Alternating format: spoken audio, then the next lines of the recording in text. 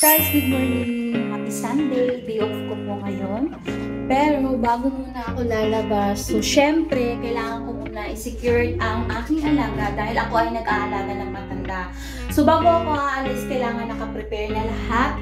Yung panligo niya at saka yung pag walang mag-i-invite sa kanya, nilulutuan ko muna siya ng pagkain pang tanghali niya. Tapos mamayang gabi ay uuwi ako ng maaga para ipagluto siya ng dinner. Diba?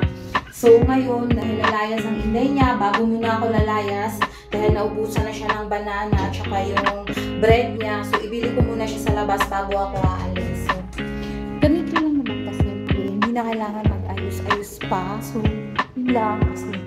So talaga samahan niyo ako at ako ay bibili ng saging.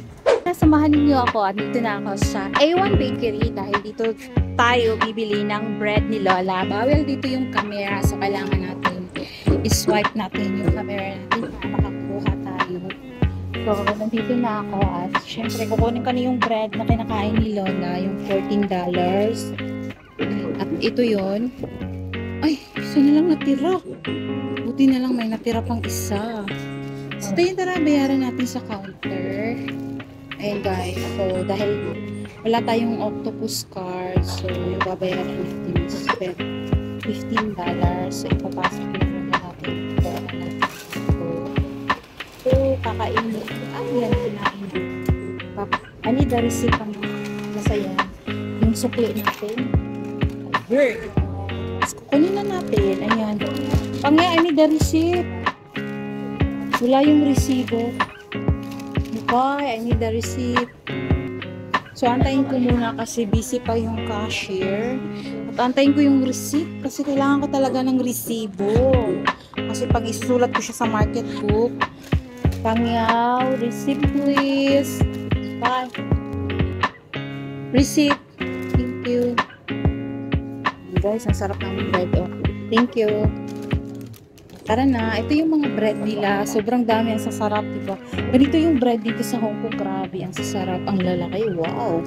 Tsaka yung mga donuts. Diba?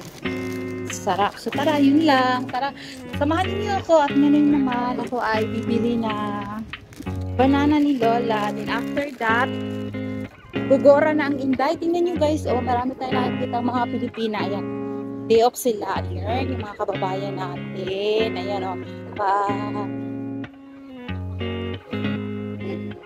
Sipag-antayan pa yun sila ng mga kasama nila. So tara guys, samahan niyo ako. So doon ko na ulit i-video pag nandun na tayo ha. At ayan, malapit na ako dito kung saan ako bibili ng banana ni Lola.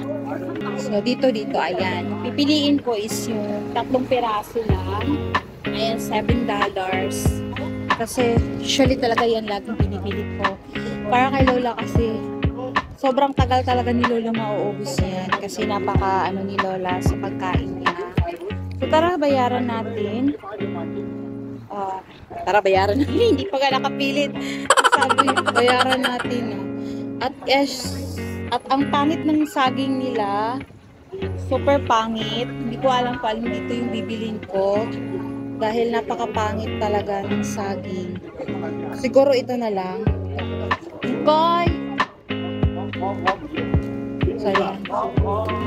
Sitan ko, ya. So, yung babayaran ko. At syempre, hingi na naman ako ng resibo. So, yan. Bilisan lang ko. Ayan, so, babalutin na ni Kuya. So, ayan, binigay ko na yung bayad. Receipt, sitan ko. Syempre, paulit-ulit, baka akala hindi narinig. Sitan, okay. Ayan, parang ewan ko kung narinig niya ako. O kumuha pa siya ng ko sa kanya, narinig ba niya ako? Wait ko lang, antayin ko lang saglit, baka hinahanap niya yung papel at saka ballpen. O ayun na, sinulat na ni Kuya. Narinig pala ako. Kala ko hindi ako narinig. So, yan, antayin ko. Thank you! So ayun na guys, nakabili na ako. Bit-bit ko na yung binili kong bread at saka banana. At ako'y pauwi na ngayon sa taas at kailangan ko nang mag-ready. Actually, hindi na ako mag-aayos kasi hindi naman kami pasyal-pasyal. May gagawin na kami ng kaibigan ko. Ayan guys. So, maraming salamat sa pagsama ninyo sa akin at ako'y aakyat na sa bahay ni Lola. Ayan guys. Tara! Diba? So, ayan. So, akit na naman tayo dito sa mahiwagang hagdanan. So, alright. Thank you for watching. We'll see you again for my next video. Bye!